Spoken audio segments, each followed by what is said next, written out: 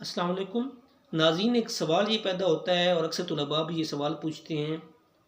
کہ اقبال کے دور میں اردو زبان اچھی طرح رائج ہو چکی تھی، اردو بولنے والے لوگ کافی زیادہ تھے، اگرچہ فارسی زبان بھی بولی جاتی تھی لیکن فارسی زبان بولنے والے لوگوں کی تعداد کم تھی، اور اس کے علاوہ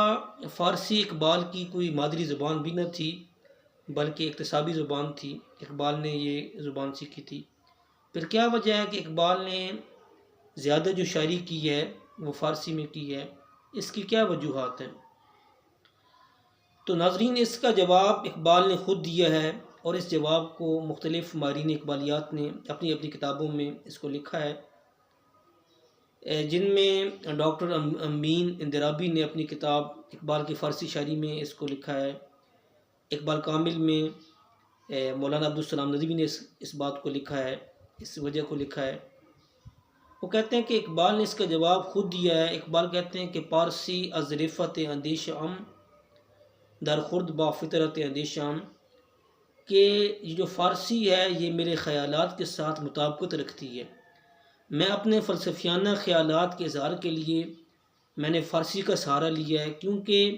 میں اپنے فلسفیانہ جو خیالات ہیں وہ فارسی میں اچھے طریقے سے آگے پہنچا سکتا ہوں، اس لیے میں نے فارسی کو اختیار کیا ہے۔ اس کے ساتھ ایک منسلکہ ایک شعر میں وہ کہتے ہیں کہ فکر من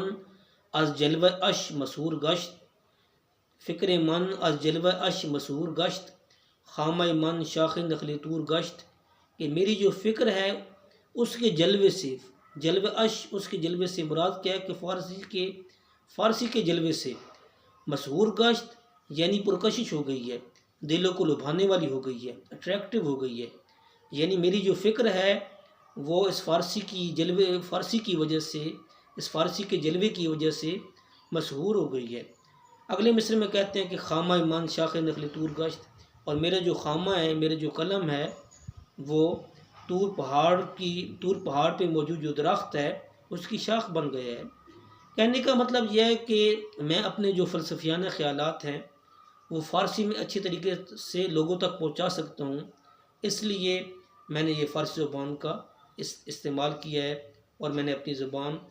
شاعری کے لیے جو زبان استعمال کی ہے، شاعری کے لیے جو زبان اختیار کی ہے وہ فارسی کی ہے۔ السلام علیکم۔